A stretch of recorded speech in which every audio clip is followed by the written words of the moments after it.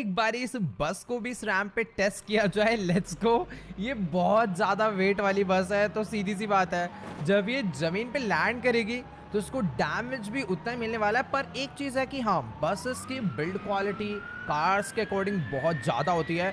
और इस टाइम अपनी बस ने स्पीड पकड़ ली, और ये प्लेन है क्या, ऐसा साउंड आ रहा है जैसे उड़ने वाली हो। ओह वेट, 120 माइल्स जा चुकी है और बस ने यहाँ पर ओह साइलेंट ही हो गई, इंजन बंद हो गया क्या? ओ ओ भाई ये क्या, पीछे से निकल चुके, ये आउट ऑफ कंट्रोल है भाई, आउट ऑफ। गई गई गई गई गई गई गई गई। ओ भाई, इसको मैं, ओए टायर भी आ गया, टायर भी